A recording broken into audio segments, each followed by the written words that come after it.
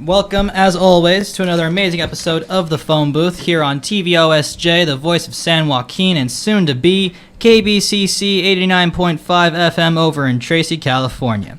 My name is Edward Heitman. Joining me in the studio, as always, are my good friends and co-hosts, Brian Rodriguez. Hello. And Parker Spurlin.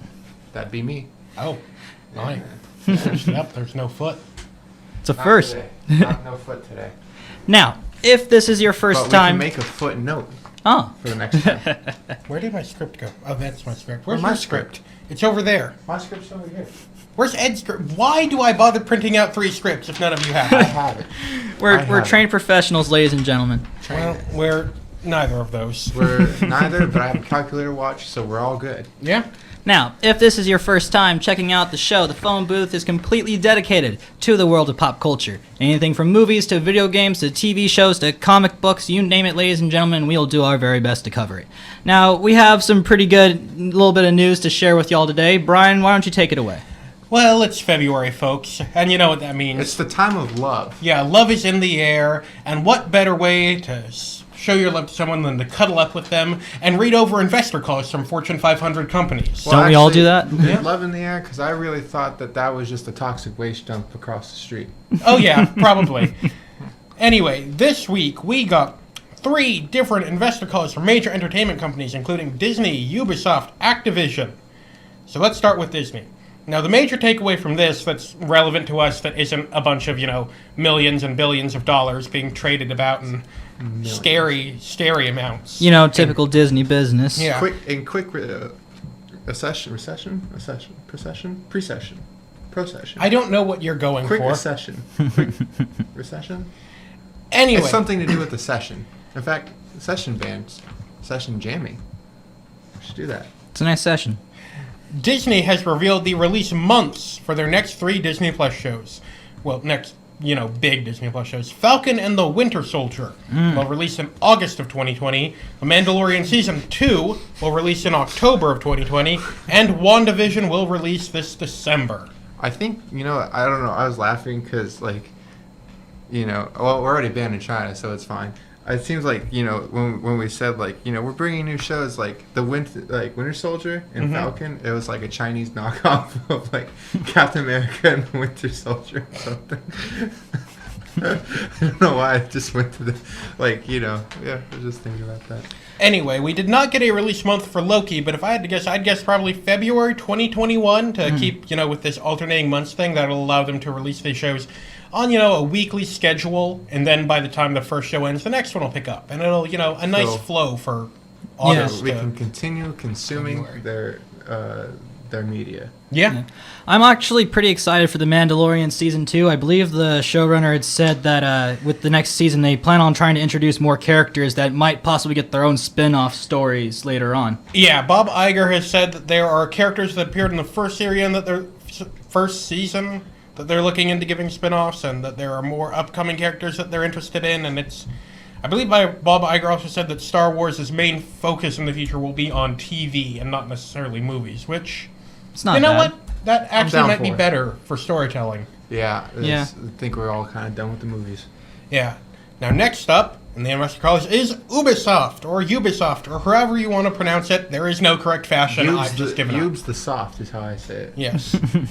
They have confirmed that there will be 5 AAA games releasing between now and March of 2021. Good and almighty. They have only confirmed what 3 of them are, though. Those are Watch Dogs Legion, Rainbow Six Quarantine, and Gods and Monsters. Now, these 3 all had earlier release dates, but then they got delayed due to the failure of Ghost Recon Breakpoint. Now, the other 2 games, they have not been announced, but we may know what they are. It is not Beyond Good and Evil 2. They confirmed that in the call. So stop asking about it. And that's just real unfortunate, because that's a game that a lot of people have been waiting quite a while for. And it seems like all news has been drip fed to everybody, Yes, and Kotaku's Jason Schreier, who is essentially the 3-eyed raven of the video games industry at this point. The real Nostradamus. Yes, has said that the next Assassin's Creed and the next Far Cry games are the upcoming unannounced games, which Assassin's Creed makes sense. He's like the Alan Greenspan of gaming, huh? Pretty much. Yeah. Far Cry, come on, we all saw that coming. But it is disappointing that this rules out Skull and Bones, the pirate naval combat game that's been delayed so many times that I'm so excited for, or a new Splinter Cell, which fans are always hoping for, even though there's really not even rumors of a new one. Zero. It's a zero. It's not gonna. I don't think it's gonna happen anytime soon. There was also a weird note where they said that one of the games of this Vive were originally supposed to come out earlier in the window between now and March 2021, but then got delayed till later in the window. But they didn't say which game, so it's odd that they didn't specify that one. Yeah, and it's probably in the nature that this is an investor call. This is, for the people that buy stocks and give them money, so they have to be a bit more in-depth, even if they don't actually go more in-depth with going in-depth. Mm-hmm. It's nonsense. Yeah, I'm honestly not surprised if one of the unnamed games is Assassin's Creed, but if another one, if the other one happens to be a Far Cry title, that one I might actually be a bit surprised with, because after the last Far Cry we got, it didn't really seem like we were going to get another one anytime soon. But that's what I kind of thought when Primal came out, so I've been proven wrong once before. They've got a good formula down. They release a mainline Far Cry game that's always bog standard. Then they try to release a newish spin-off with like your Primals and your Blood Dragons and your whatever the one that took place after the end of 5 was. New Dawn? New Dawn, I think it was, yeah. For what? Yeah. After the end of Far Cry 5, where they, spoiler alert, nuked everything, the next spin-off, Far Cry New Dawn, actually took place afterwards in the post-apocalypse, where it looked a lot like Rage. So much neon paint everywhere. Yep.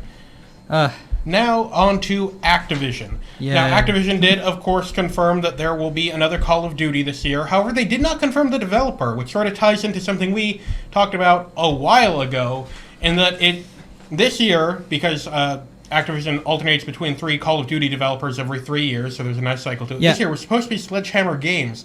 However, back in May of 2019, a report came out and we talked about it, that apparently Sledgehammer was being taken off of it and a different studio was being put in charge of it, Treyarch, to turn it into something like Black Ops 5? Are we on the 5th one now? No, yeah, we're on the 5th, yeah. And it's unclear, and it shows that there may be some funny business going on behind the scenes. So I am a little nervous for this year's Call of Duty. Yeah. However, let's talk about last year's Call of Duty. As Bobby Kotick, the CEO of Activision, has confirmed that player engagement for Call of Duty Modern Warfare, that's the new one, not the original, other one, yeah. Yes, is actually higher than previous entries, and he attributes this to the game not having loot boxes or a season pass. Who'd have thought? It's almost like players would be more willing to play a game if it's not constantly nickel and diming them. Correlation and causation. Wow. They finally figured out that there's a thing there. And it's like Bobby Kotick called it out. Now, is he actually going to, iterate on this, believe in this formula, see if they can, make games better without loot boxes? Well, I think, or is he going to see a potential, $2 more year over year and go for that? It's funny. I was reading an article. This ties into this. I was telling you guys about that last weekend, which is that so there's a survey that was done with a bunch of CEOs of all different types of industry, and they found that 80% of these CEOs that took part in the survey make most of their business decisions off of gut instinct and or experience, and rather than using actual hard data. Yeah. And this it makes sense now, because think about everything that we've experienced in the gaming industry on the business level. I'm pretty sure if they had done some actual data framework, they would find that there is in fact a correlation between higher sales and no loot boxes. Yeah. But no, they did not do that. They did not do their homework. And here's what they're paying the price for it, literally. Yeah. From what I've learned about looking at CEOs, and this just isn't in the video game industry, but across all capitalism, is that they are rarely, if ever, actually the smartest person in the room. They're never. Yeah. They're just the person who got the most, who climbed to the top the fastest. It doesn't necessarily mean they made the right decisions. And actually, most of the time, it's just that they got lucky, and that their business took off. And it's also mostly CEO positions are inherited by the family, people in the nepotistic corporations, but also just people who are at the top. So yeah, people who are at the top who haven't really worked their way up from the bottom, and actually have an actual background in this stuff. They just kind of, hey, you sound good. You'll make us money. They don't know what that does. And very quickly, I'd like to bring up EA's investor call. Now, this actually happened about 2 weeks ago. We didn't bring it up then because there wasn't a lot, but I figure with this roundup, we may as well bring it up. We didn't learn a lot besides, the FIFA games with their microtransactions still make ungodly amounts of money. However, it is worth noting what they didn't talk about, and that is BioWare. At all. Like, no mention of the studio, no mention of Anthem, Mass Effect, Dragon Age, the rumored KOTOR. Nothing. It's like it was like the studio didn't exist, which can either mean that they're smart and keeping their heads down while they work to, fix Anthem, get the next Dragon Age out the door, or it could be a sign that EA is trying to sort of hope investors forget about BioWare so it may be less of a hit to their stocks when they announce, hey, we're closing it. No. Unfortunately, this is the end of BioWare. I'm actually kind of sad, but they created some phenomenal games in their time. Let's put a pin in Andromeda, but remember BioWare for what they were, not what they are. Yeah. Yeah, it's the classic line from Dark Knight that we all hear over and over again. You either die the hero or live long enough to see yourself become the villain. Or live long enough to see yourself get eaten by a villain and digested in a long, horrible process that sees your skin melt off. I don't know why I got so dark with that. Ed, do your next news piece. Yeah. Okay, so there are plenty of biographies out there for various celebrities. And a lot of them are icons in Hollywood. One celebrity that is of no exception is Marilyn Monroe, a huge icon in Hollywood. 101 Studios, the company that helps produce the series Yellowstone, and Seven Seas Films are teaming up to develop a TV series based on the final months of Marilyn Monroe's life. It'll be based on Keith Badman's nonfiction book, The Final Years of Marilyn Monroe, and it, surprisingly enough, is the first filmed project surrounding Monroe's life to be endorsed by the Authentic Brands Group, owners of the Monroe estate. Seven Seas co-founders Dan Sefton and Simon Lupton are set to executive produce the project, which is yet to have an attached outlet. And I don't know. I kind of thought it was interesting because there really are a lot of movies that are about Marilyn Monroe. When I double-checked for biographies alone, there were at least like 14 that are already out there. One being a current adaptation of a classic 2000s movie, Blondie. So I'm kind of wondering what made this one so special that it's being approved by the owners of the estate and whatnot. There's something about the name Authentic Brands Group that makes my skin crawl. It's like the clip from Hoodoo Rock. How do you do, kids? Like, look, we're so authentic. Look at us. Look at how authentic we are. I honestly feel like we've talked about Authentic Brands Group once before, but I can't... I think we talked about a company that's similar to them in that, I don't remember its name, but it's essentially a company that just bought up the rights to dead actors' images. They're the ones behind the... That was behind the James Dean thing, yeah. Authentic Brands Group. Yeah, it's just Authentic Brands Group. Yes. Do not look behind the curtain. Do not look behind... Don't look at me behind the curtain. That's illegal. Yeah, honestly, Marilyn Monroe is... Okay, I'll be honest, she's never... overhyped, please. Can we get off this? Yeah, she's never been that interesting to me, but I think I get the reason she is interesting. She was part of that odd period in the 60s where movie stars were finally 50s. becoming a big thing that, people paid attention to. There were TV interviews with them and things like that. But it was before the age of the internet and TMZ where we knew every facet of their life. So Late 50s. Late 50s, right.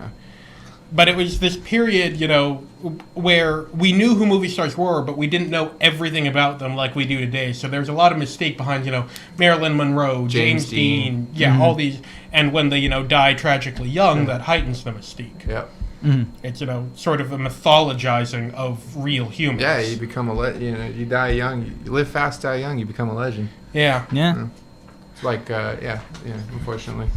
But that's just how the cookie crumbles. Yeah. Cookie crumbles. But anyways, let's go on to the next topic. Okay, so Rod Ferguson, the head of Gears of War developer The Coalition, announced this week that he will be leaving the studio. Yes, the most broiest game to ever exist. Yeah, he has been an instrumental force behind the Gears franchise, having been a producer on the game since the beginning, and in 2014, just taking the head of The Coalition studio, which I believe was right around the time that Gears 4 came out. I don't quite remember the timeline there.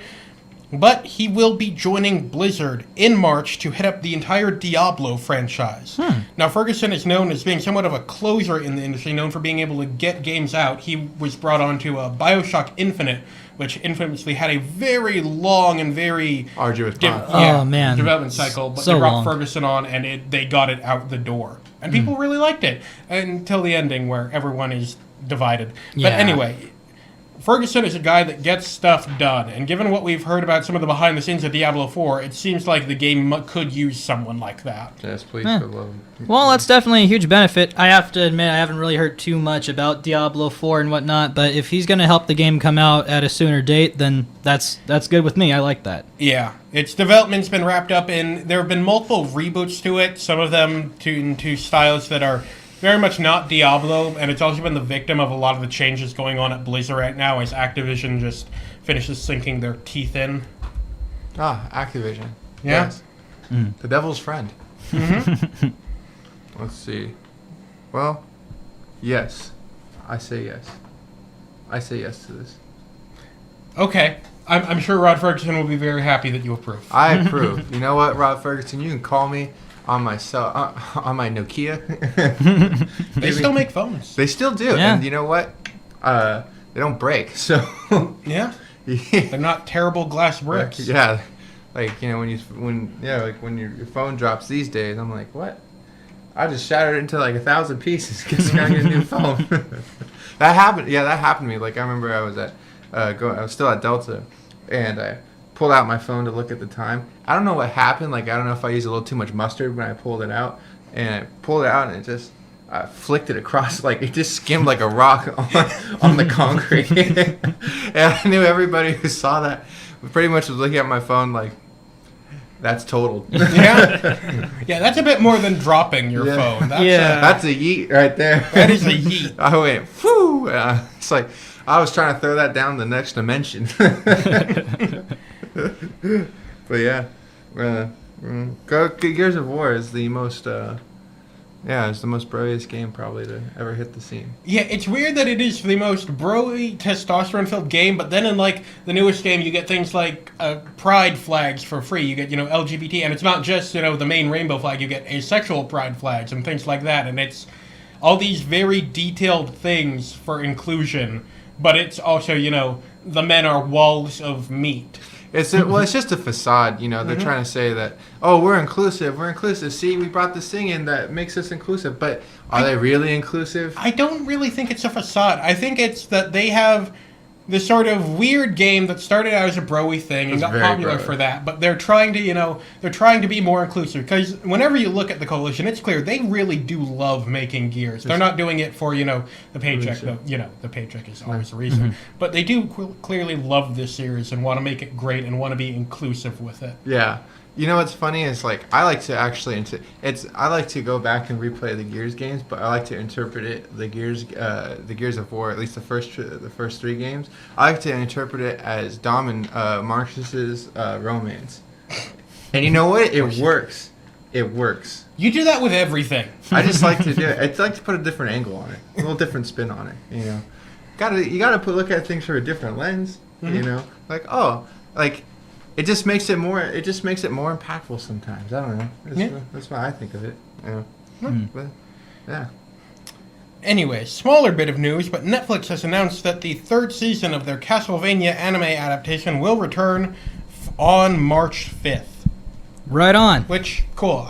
Really not a lot we can say about this other than, hey, nice. They announced this and you might have missed it. Yeah, I mean, it's an anime series. It's doing pretty well. Right now, it's currently sitting at a 90% on Rotten Tomatoes and an 8 out of 10 on IMDb. So I don't know. I have a hard time getting into anime because I watched Neon Genesis. Does it help that it's anime made in America? It's made by Powerhouse Animation, which is awesome. I guess so. But anime that's usually a spin-off of video games and comic books are like they're the same as anime but slightly different. I remember I once watched like an anime movie that was for the Punisher and Black Widow, and like it had anime elements, but like it's slightly different. And it's not that. I really enjoyed Neo Genesis Neon Genesis Evangelion. Neon Genesis Evangelion. But I mean, it was really deep and it was really cool, and I liked the art style. But I can only process about one episode a day. Yeah, that's sort of Evangelion's thing, and it's really cerebral. Yeah. You know? And it's like, it makes me have thinky pain sometimes. And I don't and it's one of those things where you look at it and go, is this really smart, or does this just really think it's really smart? Is this just pompous, or is this actually smart? Both. It rides the line. Yeah. It rides the line somewhere in between. You know? I enjoy it for what it is, but yeah. It's like one of those shows, and especially even like, one of the shows that I could watch anime and like I could watch every single episode and have a good time with was One Punch Man. But that's because it's a very simple premise. Oh yeah. It's a guy who just has infinite power. Yeah. Goes against finite enemies. But you should try Castlevania. I think you'll like it. I'll give it a shot. I did enjoy the game that came out in 2011, The Lord of Shadows. That is not what this is based off of. I know, but I enjoyed it. You know, I was like, and I enjoy the idea of the castle, like the Belmonts, you know, being, basically professional, like a long lineage of just a trade job, which is Monster Hunter. I have a strange fascination with Monster Hunters, like Geralt. You know what game you should try then? What? Monster Hunter. Monster Hunter. In fact, the newest one, Monster Hunter World, actually has a crossover with The Witcher. You can get Geralt's outfit. Nice. I will have to check that out. Anyway, more video game news, and this one is a bit more complex. Dan Houser, one of the co-founders of Rockstar Games, the developers of the Red Dead series and, of course, GTA, announced he will be leaving the company. This comes after he took about a year-long sabbatical from the company. Houser has been the head writer for most of Rockstar's games, Red Dead Redemption, all that, the GTA series. However, he has also been alleged to be one of the driving forces behind Rockstar's toxic work environment that emphasizes a lot of crunch, a lot of, you get things like... I don't really think Cinnamon Toast Crunch has that much crunch in him. Yeah. I remember Rockstar being in quite a bit of hot water around the time that Red Dead 2 had come out, and they had openly bragged about how much crunch they had put into the game and everything. But yeah, and there have been allegations of sexual misconduct. I don't know if any of these have been linked to Dan Houser, but there has been that. But I don't. But that's that's another level, and I don't want to link that directly to him. That's a whole other thing. That's a different thing at Rockstar. Now, if it has been linked to him and I'm wrong, then lump that in there. But I'm just unsure of that at this moment. More will come out. Yeah. His brother and also co-founder Sam Houser will remain at his position as. I don't remember, because Dan Houser was CEO. Maybe he's CF? I'm not 100% sure. CFO, CEO. He may just become CEO. Yeah, this is DEA. This is an interesting situation. I mean, on one hand, this guy is behind so much toxic work environment, supposedly, that, as a business, it's really good that he's gone. But it's also interesting knowing that one of the writers for a lot of Rockstar's games, especially their most popular ones, has also stepped out. So, I feel great that he stepped out because hopefully the work environment gets better. But at the same time, I'm wondering how much this will affect the quality of the writing. Yeah, especially since we don't really know what Rockstar is working on now, besides, of course, GTA Online and Red Dead Online. But you can assume they're working on another big title. Project to get out the door. Yeah. GTA 6. Maybe. I believe they might work on GTA 6, but I believe they also said they were hesitant to make one. Yeah, because GTA Online makes, $1 billion a year or something like that. Yeah, and you know what? Why would you make another game that will only sell at $50 when you can make a bunch of smaller DLCs that will sell $25, but you can make them quicker than you can a game? Yeah, there's so many DLCs that feel like they could have been their own stories in a GTA game, but they decided to just make it add-on content. Yeah, they've confirmed that they've canceled single-player DLC for GTA 5 so they could focus more on GTA Online. So it's kind of hard to imagine them, working on an entire new single-player game when they could just, put in GTA Online. I mean, they've got flying cars. How are you kind of can't top that without making GTA 6 look lesser by comparison. GTA 6 launches. There are no flying cars in this. There are no Tron bikes. What is this? What is any of this? Well, you'd have to go down the Saints Row path. Yeah, which... It just gets wackier and wackier and wackier and crazier. But of course, By then each they look like installment. they're ripping off Saints Row, which itself was ripping off GTA, until it went with the superpowers, which was a lot of fun. Oh, It yeah. was a lot of fun. It really a lot was. of fun. Yeah. I was surprised by that. Anyways, on to further news. Gareth Edwards, director of Rogue One, a Star Wars story, has set up plans for a new untitled sci-fi film under New Regency, according to The Hollywood Reporter. Edwards is also known for the 2010 film Monsters and the 2014 film Godzilla. New Regency is the company that recently produced the Brad Pitt film Ad Astra, which has been nominated for a Best Picture Oscar. Interstellar. But Ad Astra has an orangutan attack. Interstellar. Ad Astra has Tommy Lee Jones. Now, it should be known, I actually looked into this a bit more, and according to a report from Variety, this will be an original story, not based off anything else that Gareth Edwards came up with himself, which makes sense that given after his experiences directing Godzilla, and especially Rogue One, where they, had reshoots with a different director, he has said that he really doesn't want to do franchise films anymore, which Good. Yeah. I get. You know what? Honestly, Don't bow down to the masters of a franchise. You make your own movie, make it good. It'll Now- make its franchise worthy itself. yeah, like in the early 2000s, handling like a franchise sounded like a lot of fun, but like seeing how directors and the crew have been handling franchises nowadays, it sounds like Well, it's not the it sounds directors. more. It's more about. It's not the crew. It's just the fact that board members want Yeah, to it's- set standard. Yeah, It you just- see this a lot with the Star Wars movies, in that Yeah. before even the first movie came out, they snatched up a bunch of indie film directors that were, getting pretty good reviews. You got your Colin Trevorrows, your Gareth Edwards, Your Taika Waititi's. yeah, I don't think Taika Waititi's been linked to a Star Wars movie yet. I don't think so. Not no. yet, but he's dead in the Marvel movies. Ron which is Howard, his, didn't he do Solo? Yeah. Well, We did that's Solo was originally directed by Phil Lord and Chris Miller of the right. the 21 Jump Street, and Yeah. they're the Lego Movie. They're pretty good directors, but then Kathleen Kennedy didn't like what they were doing with the movie, so they fired him and brought in Ron Howard, who's a bit more.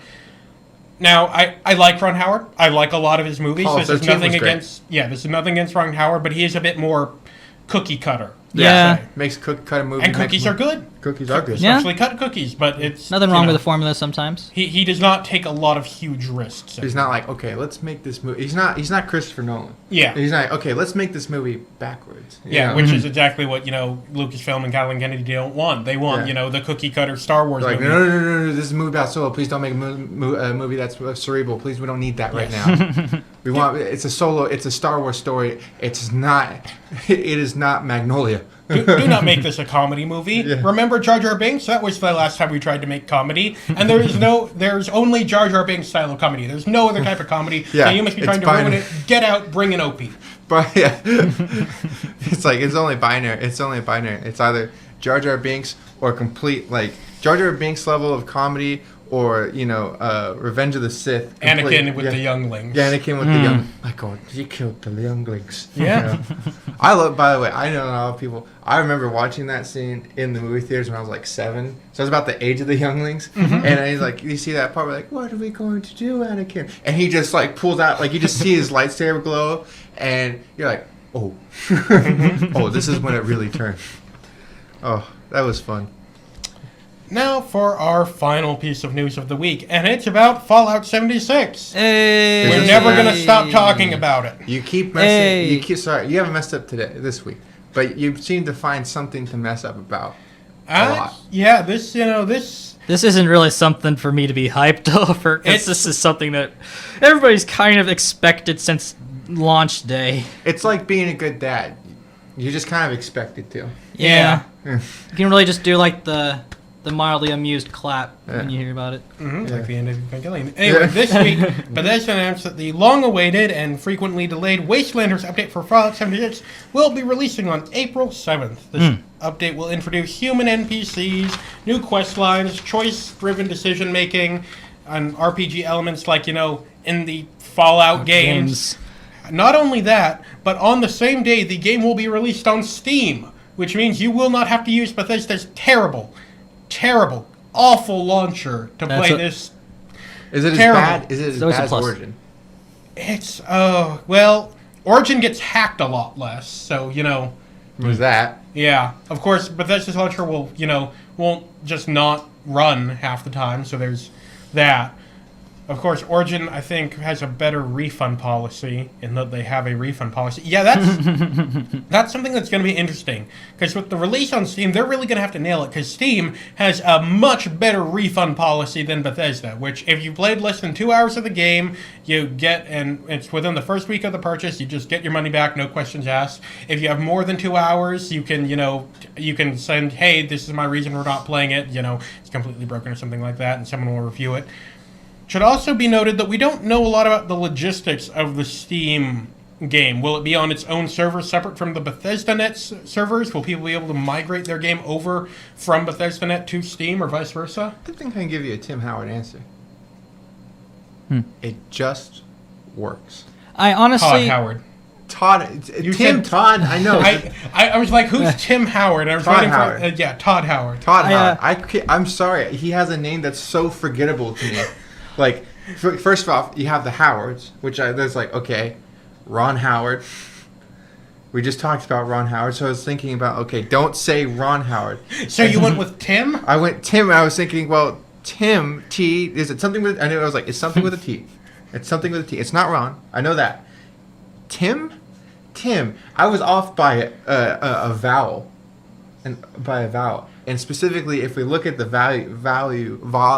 vowel length, A-E-I-O-U, A-E-I-O-O. Stop trying to math your way out of this. You got the name wrong. Accept it. I was one iteration off from Tom. Yeah, So, you called Todd Howard Tim Howard. Anyway, it just works. Moving on. Stop mathing. Moving on. But yeah, if they Howard. if they do decide to bring 76 over to Steam, I'm pretty sure people would be able to log into Bethesda through Steam, because they kind of did the same thing with Elder Scrolls Legends when that came out. When you play the game, you have the option to either create a new account through Steam, or you could log into your old Bethesda account and retrieve the information that you had from... Of course, we're thinking of this. That would be the competent thing to do that makes sense. You're not but thinking Fallout 76. I mean, they recently did a good, so I want to... In over a year, they have done one good.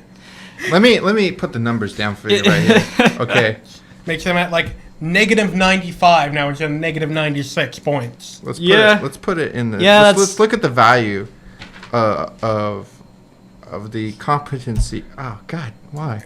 Let's look at a graph of the competency. Let's call beta the competency level of Bethesda. Beta and Bethesda. I love that pretty much no one can actually see. No one can actually see the chart. So let's take a look at, and we'll use this in the system of points. So we're gonna go. So coming down here, we see right here. Okay, this is like August, right? Mm-hmm. All right. Of what 20? when did this game come out? October 2019. October. Let's go Oct. God, 2019. October 2019. Now it's 20. It's 2020. January. February. So what we have here. Oh no, actually, wait, we're talking about 76's release date? Yeah. Oh, that was November 14th, 2018. November. I thought it came out in like October 22nd. That's what Google's saying. It's November 2018. Yeah, November 14th. It released earlier than that, didn't it? Wastelanders is coming out 2019, but... Well, no, it's already 2020, so that information is already wrong. Google, you're lying to us. See, October 23rd, 2018. Okay. It's possible it had some sort of... I think it had the early release for pre-orders, and that's what's throwing off the numbers. Okay, that's... Yeah. What we have here... I did actually... We've lost so many viewers during this, haven't we? It doesn't matter. We dropped down to 1. Good. Yep. And it's you. You are the one. I am the one. Oh, my God. There can be only one. So what we have here is...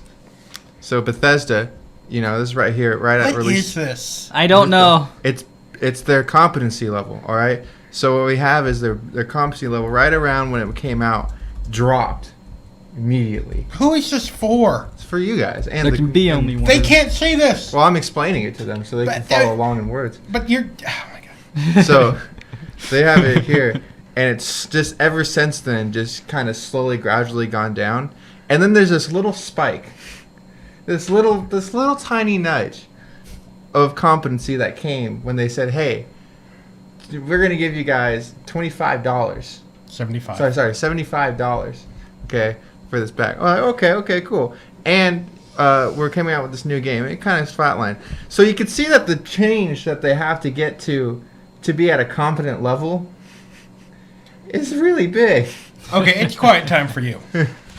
That's enough. He brought math into this and he's ruined everything. And this is a show about pop culture. No one who watches our show cares about math. Okay, Gosh, well, I'm just I'm just trying to educate the viewers as well and have a mathematical model for you. What's the point of what's the point of majoring in applied mathematics if you can't even use it? And that seems more like a you problem than anything. I'm using it. Whether we want it or not.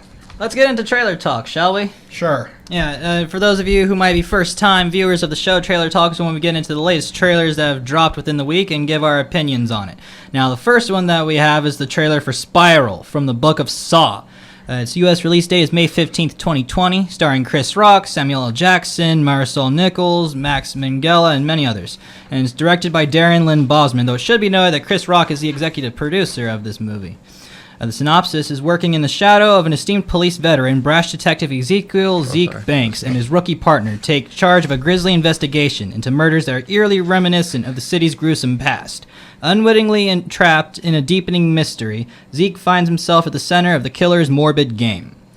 Now, I find it interesting that this project is being handled by Chris Rock. Apparently, in an interview, he had stated that he has been a huge fan of the Saw franchise since the very first movie came out, which is kind of interesting. I didn't really take him as a fan of the Saw franchise. Yeah, I mean, he's... Yeah, but I mean, from what I've seen in the trailers, I'm actually really excited. It seems to be like, Saw would seem to be more of like Dave Chappelle's thing. Was Dave Chappelle in the Saw movie? I don't think... But I was thinking, like, if personality-wise, I was thinking... I think it would be more on Dave Chappelle's level to be a fan of the Saw movies. Wasn't there a comedian that was in a Saw movie? I mean, there probably was. There probably was, but I can't really think of who. But I'm really excited for this one, though, because Chris Rock seems to be getting into more serious roles lately, and I'm actually really looking forward to that. He's going to be in the 4th season of the FX series Fargo, based off of the old movie, and he's supposed to be one of the main characters, like a mobster and whatnot, and just... so far, I'm really excited to see him in this stage of his acting career and whatnot. Yeah. Now, I haven't actually seen the trailer because I have a very weak stomach for things like Saw. But from the phrasing of this, it sounds like it may be a sequel to the other movies, but they've also said it's sort of on its own. It is its own spin-off, though supposedly it takes place... because since it's going into the city's history and whatnot, it's going to be taking place sometime after Jigsaw, which was like an attempted reboot of the franchise. Yeah. But given that's from the Book of Saw, I'm assuming that it probably won't involve Jigsaw himself, but it'll probably have some kind of a following that looks up to Jigsaw. Because I'm no expert, okay, but the last time there was a movie called a story with the title The Book of. It had to do with Mormons, so I don't really know what's going on here. Really, I thought of the Book of Eli. The Book of Eli. No, that one too. I was thinking the Book of Henry, that one that lost Colin Trevorrow, the 9th Star Wars movie, and got us what we have now. Anyway, also, the phrasing from the Book of Saw makes me think that maybe the series going forward will be a bit more of an anthology thing, like each movie will be a chapter from the Book of Saw. It would honestly be the best bet, because everybody's complaint when Jigsaw had come out, and especially with Saw 3D when that had come out, was that everybody was kind of ready for the original story with Jigsaw to be over. You know, it's kind of been... he's already made his traps out there to the public, so the public knows about the Jigsaw killer and everything. It could branch out into these other stories, but for some reason it was always, there's this extra apprentice to Jigsaw, and there's this extra apprentice to Jigsaw. The mythology got really complicated. Kind of complicated, but then it also became like a broken record with every single movie. Yeah, it's not so much complicated as there's just too much of it. Too much. Way too much. A lot of MacGuffins and scapegoats. Yeah, but I'm really glad that they're starting to spin off and do stories that happen to take place in that world, because it'd be a better move. The next trailer that we have to talk about is the first trailer for Resistance. Its U.S. release date is March 27th, 2020, starring... Not to be confused with Defiance. Yeah, not to be confused with Defiance. There's a bad TV show and an okay game. No, Defiance, the movie with Daniel Craig. Starring Ed Harris, Jesse Eisenberg, Clemens Posey, many others, and it's directed by Jonathan Jakubowicz. Its synopsis is that before he becomes a world-famous mime, aspiring Jewish actor Marcel Mangel joins the French resistance to save thousands of orphaned children from the Nazis. This is one of those true story kind of movies and everything. And from what I saw, it looks really good. It looks like Jesse Eisenberg is really giving it all in his performance in this trailer and whatnot. But yeah, I mean, I definitely would recommend giving it a watch. Harris is in that. Yeah. Been in a lot of movies for a long time, man. Yeah. Though the only thing that kind of bugged me when I was watching the trailer was that even though I believe Jesse Eisenberg's character is French, there are certain moments when he speaks where it really it gets mixed up between a French and a German accent. He can't keep it consistent. That's unfortunate. Yeah. I always hate that. Yeah, it's like Menage. Aujourd'hui. Montez. So anyway, our next trailer is a bit more complicated. It is the Super Bowl spot for Falcon and the Winter Soldier, WandaVision, and Loki. So all these were compressed into like one little super trailer. Too, it was 30 seconds long, covering 3 shows. It's so we're not going to give you the release date because we already kind of talked about that. It's starring.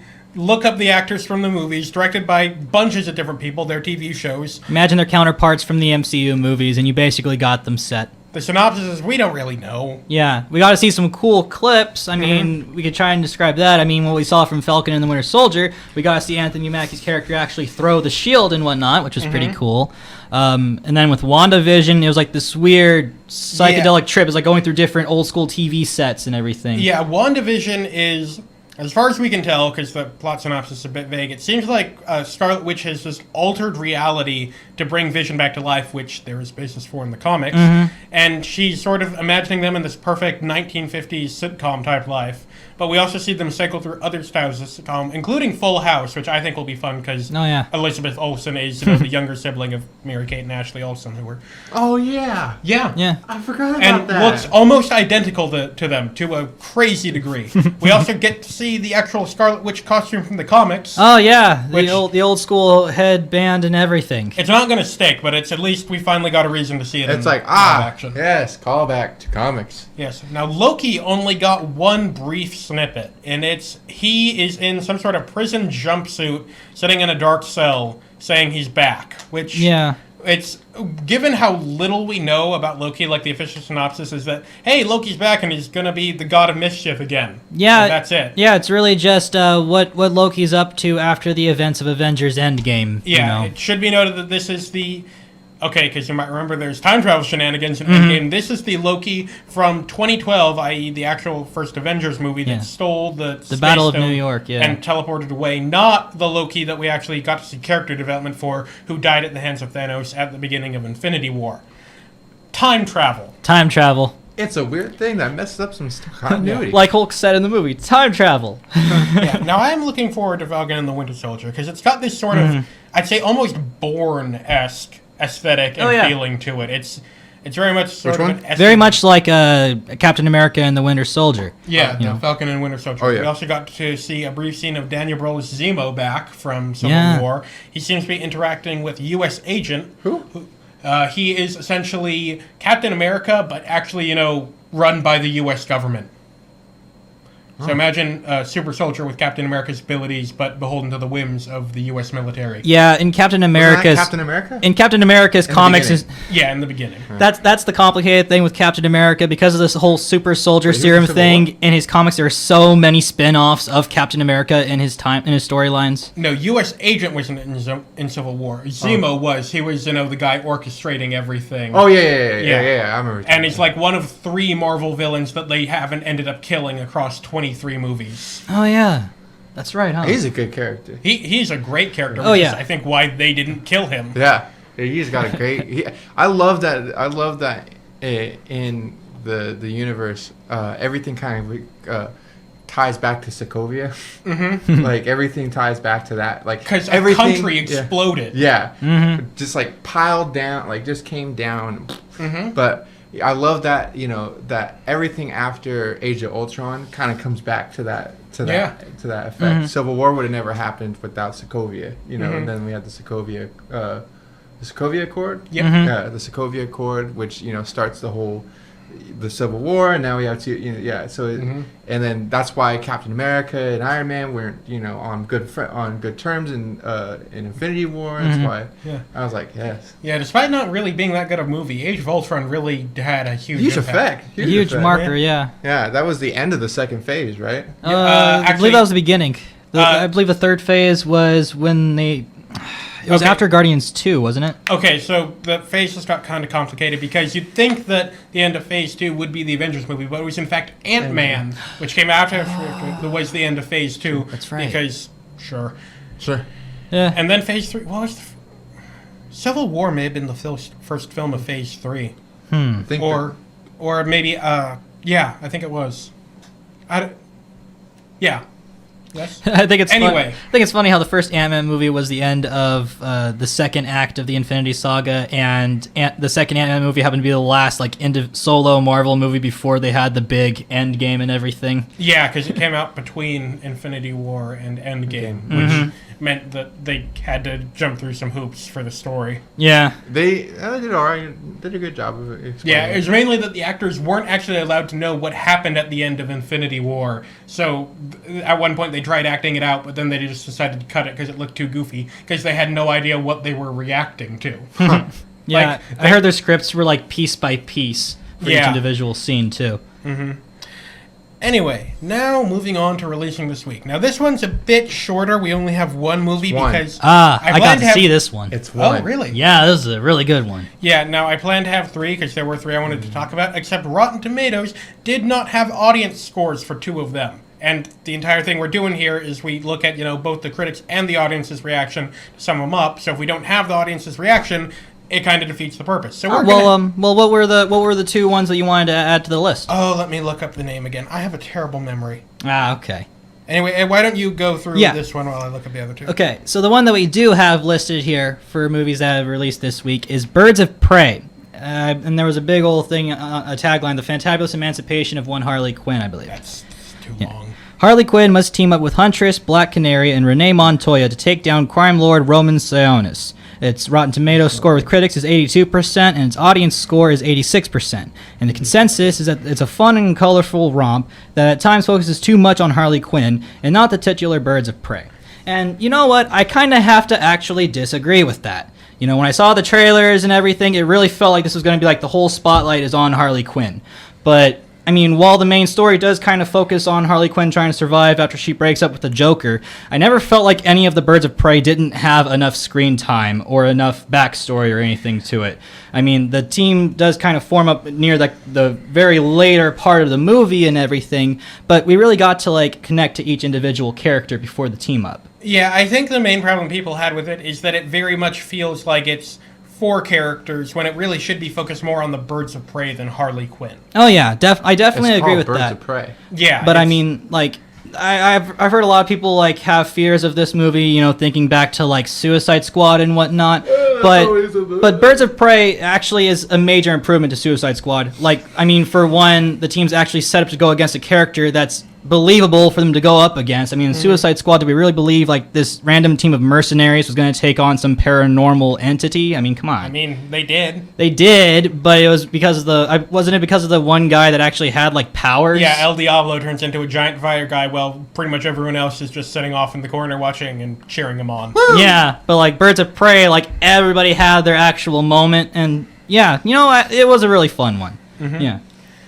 Now, the other 2 movies that we're going to talk about were The Lodge and Come to Daddy. Now, Come to Daddy is it seems to be a paranormal horror movie starring Elijah Wood, where he is essentially a man-child that has to try to reconnect with his distant and disapproving father while fighting off entities that are coming for them. Wow. Yeah, Elijah Wood's gotten weird since Lord of the Rings, but not in a way I disapprove of. Yeah. I am for it. Yeah. I approve it. You know Thumbs what? up. Let Elijah Wood be weird. Let Elijah Wood be weird. Let Daniel Radcliffe be funny. Yeah. Yeah. Wasn't there a movie where he just played a dead body? Yes. Yeah, Swiss Army Man. And he was also in the TBS series Miracle Workers, too, as an angel, and he was pretty funny in that, too. Yeah, I think that's actually getting a second season. It is. It's a spin-off taking place in medieval times. Let these people do what they want to do because they're good at it. Yeah, don't typecast. Yeah, and The Lodge is some sort of horror movie that... I don't know a lot about the plot, but I have heard that it it does a lot of great world building and a lot of great atmosphere, but the story itself is essentially ignored for parts of the movie, which is always pretty bad. Yeah. Like, movies need a story. Story is good. Mm-hmm. I mean, there are certain things, like, where they don't really need story, like any Michael Bay movie. Like, I still try to figure out what the story of the fifth Transformers movie is, and then I get a headache I don't even and know. I start drinking. I don't know. Makes you Agent think of Extinction- Seinfeld when they talk about a show about nothing. Yeah. Said it's a movie. No, this is just nothing. And much like Seinfeld, it's a headache that goes on way too long that you wish people would just stop talking about. I'd have to disagree with you there. I What's the actually deal with like airplane Seinfeld. food? Seinfeld's a funny guy. Just Yeah. don't do the show. Yeah. Honestly, It's a very hit or miss series. I like some, And don't like others. Larry David's show, Curb Your Enthusiasm. funny as all can be. Oh yeah. That's Yeah. the pinnacle of comedy. Yeah, Larry David is like my favorite. Well, Larry David and Julia Louis-Dreyfus in certain instances. There's two. Oh, yeah. There's two things that I love in this world. Okay, Larry David and John Waters. That's the people I love. Ah. Those are the two people I just love in this world because they just are. Yeah, yeah. Seinfeld was famous before Seinfeld, and he remained famous afterwards. Julia Louis-Dreyfus got a good career boost from it. Larry David, got a good career boost. But then there's well, we all know what happened with Michael Richards. Yeah. Yeah. And then what's his name that played George? Jason Alexander. Jason Alexander. He never made it quite as big as you thought he would. Like, he's currently in the Harley Quinn animated series, but he never really had the big star like some of his other people. He's done a lot of secondary roles. Believe it or not, he actually played the role of a bad guy on an episode of Criminal Minds once. And that was interesting. That. Yes. Funny enough, they did Curb Your Enthusiasm did an episode where Jason Alexander comes on the show on Curb Your Enthusiasm, and they make fun of that. They make fun of the fact that he didn't get a career boost out of it. So at least he has a sense of humor about it. That's good. Yeah. It was a funny. That was a fun. It's like the first season actually that they did that. I love that show. So anyways, ladies and gentlemen, we've reached the end of today's episode of The Phone Booth here on TVOSJ, the voice of San Joaquin, and soon to be KBCC 89.5 FM over in Tracy, California. Hit me up on Hotmail. It's an email service. Why are you holding a phone up to your ear? Because it doesn't make sense, and I hit me up on that. Yeah. Well, to me, this just means this is an international sign of hit me up. Contact me. That's not even really the phone sign. You're just thumbs upping your ear. You never seen people do this? No, I always see it with the pinky out because it's like there's a little microphone. Well, I understand which that. doesn't really make sense for modern phones, but yeah. But now this is I've updated it to where this doesn't make sense. This looks stupid now. Where it's like, that's perfect. That doesn't. Well, no, look I'm thinking of stupid it at in terms. Look, you're not seeing what I'm doing here. Okay, I'm seeing like I have something in my hand. Okay, I'm putting it up to my ear. Like, when you grab your phone. All right, hang on. I'm actually gonna do this. So, I have my phone, right? Mm-hmm. I put it up to my ear like that. I'm calling. You see I'm on a phone call. Take this out of my hand. I'm doing this. It's the same thing. This is the same thing as this. Okay, yeah, okay. I kind of see it. Yeah, you see what I'm doing here? Like I'm pretending like I'm grabbing my phone. I honestly don't think about it because I never called anyone with my phone. Like, who actually calls people on their phone? We text. Well, I understand that, but see, like I'm just saying, like this is for me again. Like I was saying, this is the international sign of like, just contact me, like any form, like text me. Like if I do this, I hate doing this. Like, text me, Oh, this looks kind of weird. But if I hey, give me a contact, And see, what I do is I just say, text me. I just hold up my phone. Well, yeah. Okay, no hand gestures, just hold up my phone. Well, I can't do that. I got jeans on, man. I have jeans on too. Well, I pull out my phone. I can't do that. Besides, you got a pocket there. I have a pocket, but this is let's just take a look at this. So, hang on. So if I put, that's a button. I don't know why they put a button on it. Hang on, I'm sorry. What is this? What is this pocket? What is this? It's a pocket, dude. All right. Yeah, pockets don't have buttons. They're pockets. Dress shirts do. All dress shirts have buttons on the pockets. That does fit in there pretty good. I was surprised. Like he was trying to disprove something to me and just, what? But look how it hangs off me though. You see that? It looks like you have something in your dress pocket. Actually, I'm going to do this now. So.